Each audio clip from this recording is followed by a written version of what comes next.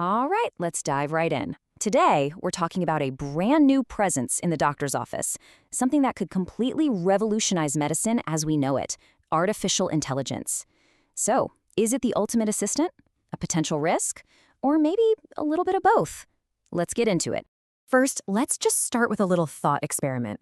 I want you to picture this colleague.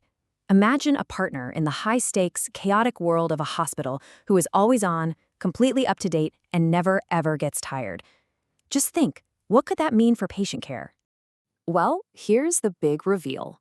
This isn't some far-off science fiction scenario anymore. This colleague is already here.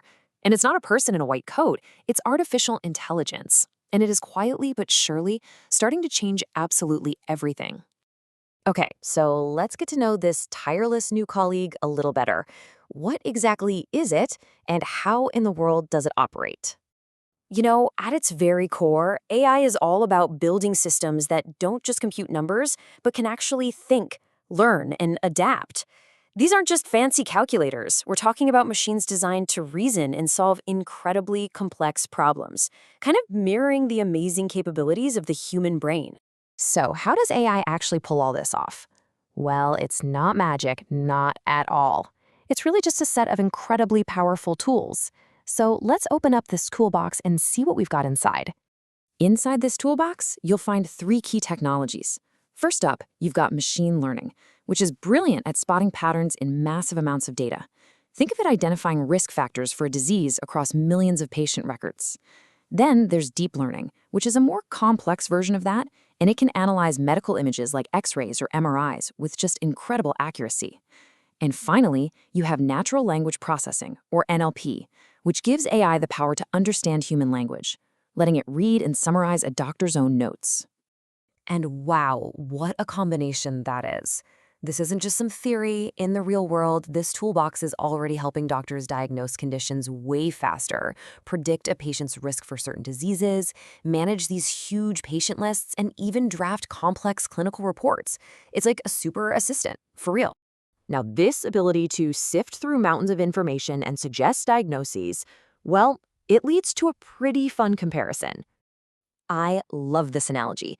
Just like the famous TV doctor, AI can look at a whole mess of symptoms and data, cross-reference it with this giant library of medical knowledge, and then spit out a list of possible diagnoses, all with statistical support. The biggest difference? It won't insult you while it's doing it. But beyond just coming up with ideas, AI's real power is in handling the raw data that gets you to those insights in the first place. And here is where that power becomes incredibly practical. Look at this. On the left, you've got this dense, paragraph-style clinical report. It's full of critical information, sure, but it's really hard to scan quickly. Now look at the right. That's what the AI can do. It's transformed all that text into a structured SOAP note, neatly organizing all the key points. For a busy doctor, this shift from information overload to instant clarity is an absolute game changer. But, and this is a big but, this powerful colleague isn't perfect. Not even close. This is where we have to talk about some very real risks and this fascinating problem that they call hallucination. So we have to ask the most critical question of all. Can we actually trust it completely? And the answer, at least for now, is a clear and definite no. Just take a look at this real-world example from the source material. An AI was asked to summarize a medical form. You can see right here, it generated a respiratory rate and an oxygen saturation level for the patient. Now, here's the problem. Those data points were nowhere to be found in the original document. The AI just made them up to fill in the blanks. This is what's known as a hallucination. So the crucial point here is that these systems need guardrails. They need very specific human-written instructions, like the one you see here, to stop them from inferring or just straight-up inventing data. The human in the loop isn't just some nice-to-have option. It is an absolute necessity. And this brings us right to the heart of the whole debate. With all this amazing technology, what is the role of the human doctor? What is it that a machine simply can't replace?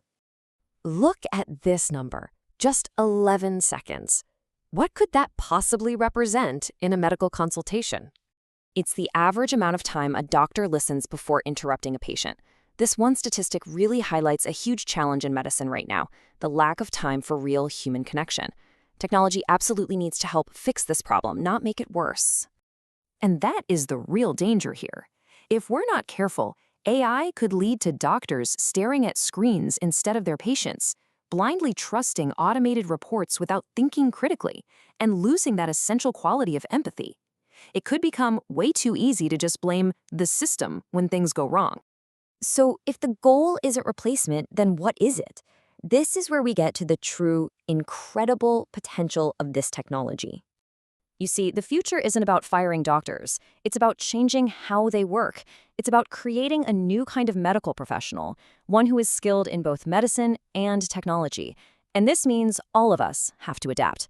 We have to become literate in these new tools, and we have to build strong ethical rules to guide how they're used.